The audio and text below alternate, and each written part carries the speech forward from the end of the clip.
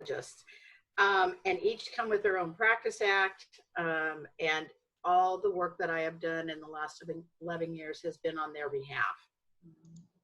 Wow. That's fantastic.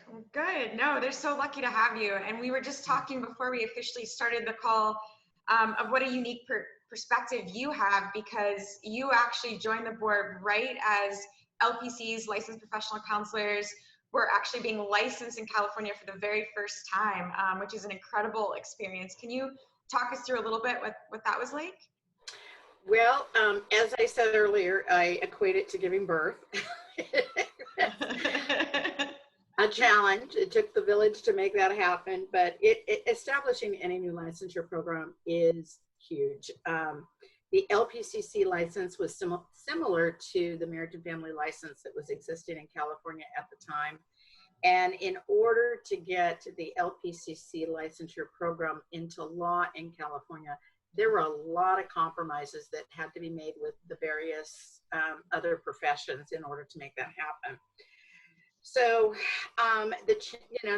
the first challenge we had, because it was a new mental health profession in California, was to explain the difference to California consumers as well as employers what an LPCC is and what their difference was. So that was, the biggest challenge. And we did a series of outreach and FAQs and just really started discussing what an LPCC does. Next challenge came explaining to an out-of-state licensed applicant the licensure process to become an LPCC in California. We were the last state to regulate this profession. So we had folks coming to us with 10, 15, 20 years experience or more, been licensed in other states. And so as a result, explaining the licensure process in California to a veteran, seasoned out licensee, you end up using terms like, well, that's the law.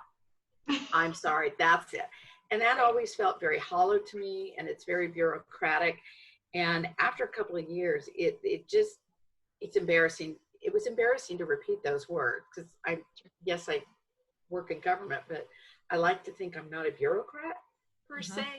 So It really motivated me to see what we could do differently, because honestly, LPCCs just really expanded the access in California to mental health services. And we just needed to make it easier to get these seasoned individuals into our state to serve our consumers.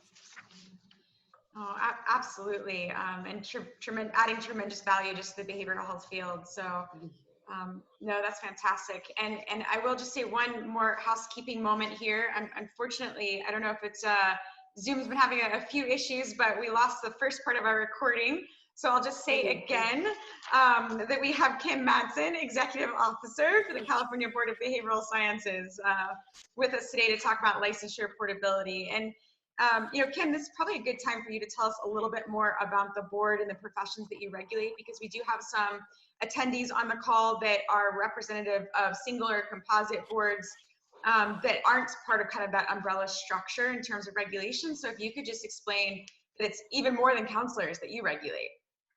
Right. So the Board of Behavioral Sciences is one of 38 entities under the big Department of Consumer Affairs. We are a semi-autonomous board. We are a composite board. Composite meaning we have more than one profession to regulate, and they all come with their own practice acts.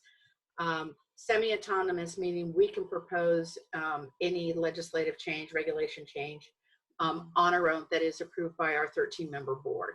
So, there's some pros and cons to that, but, the having served on a composite board, it gives you a very unique perspective into the field of mental health. And you recognize there's a lot of similarities in between a social worker, a marriage and family therapist, a clinical counselor, educational psychologist.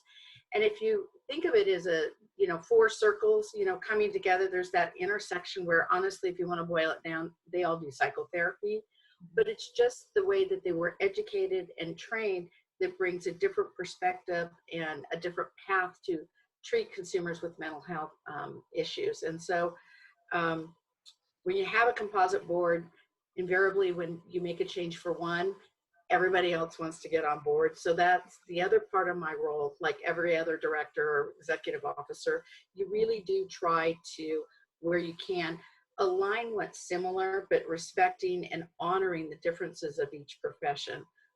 Key to that, we've made some significant changes in our supervision requirements, but we apply them across the license types because the license types all need supervision. So the requirements, making them the same across the professions really is not that difficult, but it is extremely beneficial to those receiving the supervision.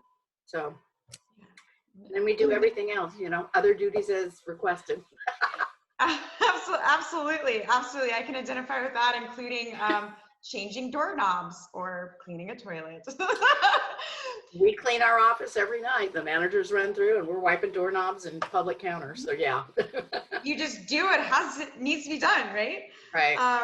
And to your point about keeping standards the same as much as possible, you know, that's especially helpful because so many licensees are duly licensed, for example, like MFTs and counselors. So I'm sure that's another reason why it's so much easier in terms of the administration process as well. It is. And because then it means that an associate can get that supervision from any number of those, any one of those licensees. I mean, there's some nuances with specific license types, but by and large, you can walk into an agency and if their supervisor is not similar to what your license type is, you can still receive supervision from that individual and it'll count towards your supervised work experience requirements that you need to fulfill to qualify for full licensure. Oh, it's great to have that flexibility. Mm-hmm. Well, before we kind of jump into portability and all that that entails, I did just want to ask how your board has dealt with the challenges brought about by COVID and thinking about it in terms of, you know, not only you and your staff, but also licensees managing disciplinary complaints, making sure the public is still served. I mean, these are all tremendous challenges that boards were asked to just sort of deal with overnight in a really significant way. And you know, your board is enormous. And so it would be great to kind of hear how you guys dealt with it too. You know, the early days were really a scramble, and I'm going to be completely honest with you. We were not prepared in terms of remote working. We had a business continuity plan, and it talked about pandemic, but honestly, our response was really geared towards, hey, the building's totally decimated, or hey, there's a significant flood. So, you know, one of the first things that, you know, we had to do was get 60 staff to work remotely, and not everybody had the right equipment. Not everybody was able to get access. Some, you know, duties in the office, like opening mail, you can't do that remotely. So how do you protect your staff when they're in the office? And so, you know, it's, I have a wonderful management team, and so they were really instrumental in getting people out, figuring out how to get the work out to them. Do you need more equipment? We got more equipment. Being part of consumer affairs in that big organization, the resources that they were able to point us to or assist us in obtaining additional equipment was invaluable. There's no way it was taking a community. But I'm happy to say that, you know, slowly, you know, we were drinking out of 2 fire hoses at one time, and it was pretty incredible. But I would say about 45 to 60 days into it, things kind of settled down. We had a process, we had new office procedures, new expectations about work, and then rotating people in and out of the office so we could keep the workflow going. And interestingly enough, we always had this green, you know, let's go green initiative on our strategic plan. And gee, we should do this remotely or electronically. And COVID really kicked that into high gear for us. As a result, we were able to establish, because this all happened, keep in mind, right just as spring graduation was coming. So you have, that's usually when everybody gets their huge influx of applications. So how are you going to get transcripts when the schools are closed? The students can't get them, nobody's on site. So we established a mechanism by which our schools could submit transcripts electronically and the required documentation for initial registration with our board. And that's been pretty successful. We have over half the schools online right now, so that's working well. Discipline, although there was a slight pause, we are up and running, things are moving. We're even holding disciplinary hearings now. So, I mean, we're managing reasonably well. And honestly, if you'd asked me in January, would we be doing this? I would have told you, no way. That's not happening. I can't have 60 staff working remotely. It'll never work. And here we are. It's working. You know, things are getting processed reasonably well. The additional benefit was it really allowed staff to really just focus in on their work. I mean, the daily office distractions were gone, you know, those types of things. So, you know, by and large, we're doing pretty well. You know, there's some things to be improved, and we'll just continue to look at that and fine tune it as we go along. No, it's, you know, if there's a silver lining to COVID is that I think it's kind of taught all of us that things we would have said, oh no, that's not possible. They are possible, and sometimes it may even work better, right? So it's a great learning lesson. It is, and to that end, our board meetings, we have to have those all via Zoom. Hey, yeah, it's true. The benefit of that is that we've actually had better attendance. Really? Yes, because people can, you know, sit in the comfort of their home and, you know, in their jammies if they want to, and they can attend one of our meetings. So it's, you know, there's some perks and benefits to that. And I think as we move out of COVID and whatever that new normal is, I don't see a lot of these remote technological, you know, changes going away. I really see them being incorporated to provide a balance, you know, board meetings in particular. Yes, it's important to meet in person, but why don't we offer a remote option at the same time? Sure. Yeah, so that's what I think will happen in the future. No, and it's good to start thinking that way too, you know, and like you said, who knows what that new normal will be. But we, you know, as regulators, we're always trying to prepare for that next thing. And we tend to sort of purposely lag behind, right, to kind of see how things happen. But this is a situation that's absolutely required regulators to kind of, you know, take charge and lead the way, because the public has to be protected no matter what. And to that end, did you get a lot of applications, or have you been receiving a lot of out-of-state applications of people coming into California trying to help? As you know, California has definitely been a hotspot, although there are hotspots all over now. Yeah, you know, the exact number I don't have in front of me, but I know that under the Emergency Medical Service Authority, that director has the authority to grant an out-of-state licensee to continue their care of a client if that client is located in California. And I would say I probably had at least 100 inquiries, probably more. I'm probably underestimating it. But I do know that some of the out-of-state licensees are able to obtain that approval. It's not through the board, it's through, you know, EMSA. The other thing that we've done is that, you know, because the focus was, you know, you have expiration dates on registrations and license renewal requirements. We've worked with Department of Consumer Affairs and listened to our stakeholders and sought waivers or exceptions to existing laws. So we just received an extension to waive the CEU requirements for your license if you're renewing this year. Our registrants, if they have not passed the law and ethics exam, are required to take that exam at least once a year until they pass it. It's a condition of renewal. We remove that requirement temporarily. I mean, they're still going to have to take and pass it, but you know, the goal was to look at our existing laws and find those, you know, that maybe we could waive temporarily, didn't compromise consumer protection per se, but allowed our licensees and registrants to be out in the field working at a time when they're most critically needed. And so those are the kinds of waivers that we've gotten, and the feedback's been pretty positive. And the department, DCA, Consumer Affairs, has been really supportive as these waivers come up and they are coming up on expirations. They're automatically taking a look at it, verifying we still need it, and, you know, approving those waivers as we need them. So that, we really appreciate that support. No, that's fantastic, and definitely a benefit of that kind of umbrella structure for sure. Yeah. So can you talk about kind of your experience with licensure portability and how your board has handled licensure portability because of your point earlier of, and I had the same experience of, it's a horrible feeling to tell people that you know are highly qualified to practice in your state, I'm sorry, because you're missing a certain number of hours in your practicum that you completed 30 years ago, right? Right. So I'd love your take on how your boards handled that. So my first epiphany was probably in 2017, I was invited to attend the Association Marriage and Family Therapy Regulatory Board Portability Summit. Um, and it was there that I really honed in on the concept that you have two different applicants. You've got an applicant that's never practiced, but they're trained, but they've never satisfied sort of your benchmarks to demonstrate that they have minimum competency. So that's your first applicant.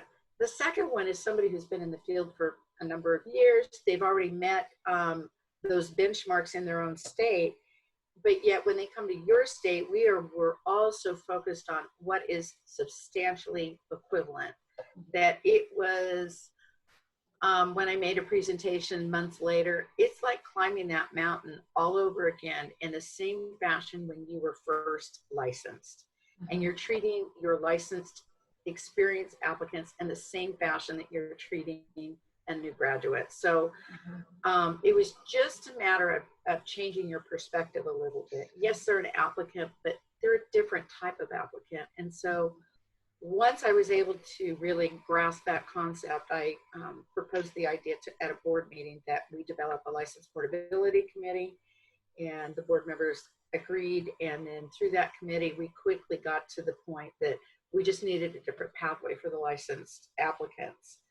So from that perspective, we started looking at education across the states. We started looking at the licensure requirements, and we specifically targeted education and supervision requirements. And we found that they're pretty similar. And we started with the premise that all 50 states will do their due diligence to protect consumers. That's every one of us has that mandate.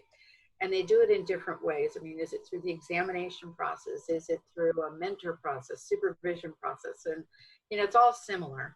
And it also helped that we were already using 2 of the national exams for the 2 license types, social workers and clinical counselors. So once we kind of all agreed that the baseline was similar, then we started looking at the nuances that's specific to California. We require jurisprudence or a law and ethics exam for licensure. We require fingerprint background clearance, and it's run through the California Department of Justice as well as the FBI, so we need both those clearances. And then practice in California, because of the diversity, is very different than what you're going to find in the Midwest. And so the board felt it was very important to recognize that, and so they mandated completion of some certain CE hours in that component. So essentially now what we have beginning this year, these licensed applicants no longer need to go dig up their original signature for all their supervised work hours. I don't need a transcript from 1960 anymore. We just check that box, it's good. Did they take the clinical exam or the highest level exam that they could to practice at that high independent clinical level in their state? So they have satisfied those 3 components. And then at that point, we just want them to hone in on what's specific to California. And I believe, so it's, 4 or 5 CEU classes. If they can complete them in their home state. They can take the law and ethics exam in their home state because it's offered through Pearson VUE, and they're throughout the country. And they can submit fingerprints. And pretty much once those benchmarks are, requirements are met, they can have a license in California. A well-prepared individual should be able to be licensed within 60 days or less. So that's how we did it. The other thing that I found extremely beneficial, and I wouldn't change anything about it, was inviting all of our stakeholders from the very beginning, all those licensed professional associations, to get their buy-in. And we held meetings up and down the state to get as much feedback as we could from, registrants, licensees, and the stakeholders. And so as a result, when the law was introduced in the California legislature, we had their total support, and all through the legislative process. And so that was extremely beneficial. But you know, me personally, we're better together, honestly. The collaboration is so important. We can have this fabulous idea, but there are others that have equally good ideas. And so together you throw it all in and then you come out with this really great product. So I'm pretty proud of what we did. It was very rewarding. Absolutely. And just, getting that buy-in from everybody, because you're including them in the process, you're getting their perspective, and they're more likely to actually adopt it after the fact. And I think another thing that you really said that was key, which I think a lot of regulators struggle with for a variety of reasons, is the issue of trusting other states that your process might be different, but we're trusting that what you're doing is protecting the public. Like you said, whether it's by exam or continuing education or requiring a certain degree, but trusting those other states. And then when you start doing that, in my experience, it's a lot easier to implement a portability model with your board. Absolutely. And, again, we had the 4 license types. We implemented it for 3. The educational psychologists are not licensed throughout all of the 50 states. But it looks like there might be a little bit of movement, so we'll go back and include them. But we did it for the, social workers, clinical counselors, and marriage and family therapists. And, we've had a number of applicants come through, get licensed, and it's been pretty decent. That's wonderful. All right, well, thank you so much. I think we can get to a couple of audience questions now with a few minutes that we have remaining. So one question that has come through: how difficult was it for you to implement these changes? Because I think the question is coming from the perspective of sometimes you have to change statute or your regulations. Sometimes you can just have a policy. So how difficult was it for your board to implement a portability plan? Well, once the board approved the language change, then it was my job, along with my legislation manager, to do what we call walk the halls and find the author. I love it. We targeted specific senators is what we did. And, promoting it, hey, and they always like a package that no opposition, they're all supportive. So that was helpful. And we ended up, the author of our bill was Senator Patricia Bates. And so she had actually served on the California Little Hoover Commission that a few years earlier had conducted, interviews and produced a report about license portability and barriers to licensure. And so she was able, we're in a blue state. It's, majority of Democrats in the legislator. Yeah. But she was a Republican, but she was well respected, and she was able to team up with some Democrat co-authors, and the bill went, had a pretty smooth process actually through the legislative process. We had to make a couple of minor tweaks, but they were nothing major. And went through the first session and was signed and became effective this year, January 1st, 2020. So it's pretty exciting. Very exciting. Very exciting. Wow. All right. So we have a question from one of our Fireside Chat veterans, Kimball. Thank you always for your support. So Kimball Richardson, he says that he met you at an NBCC meeting a while back. He's the chair of the Indiana Behavioral Health and Human Services Licensing Board. And his question is, do any of your CEUs have a mandatory component to them? For example, a certain number of ethics required? Right. We have, for licensing in California, it's required to have 6 units or 6 hours of CEU in law and ethics every renewal cycle. Effective January 1st, 2021, a licensee renewing after that date is going to have to demonstrate that they have at least 6 hours training or CEU education in suicide risk and assessment. It can be part of, they can demonstrate that it was part of their educational component. There's no time limit on when they took the training, or it can just be a 6-hour class. But they have to have that. But beyond that, we don't mandate a lot of CEUs for licensees.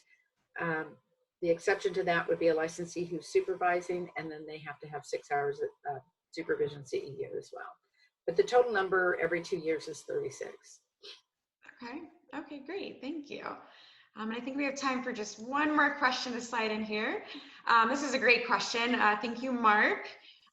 What changes in how you work now do you think will be permanent, such as allowing any employee to work from home?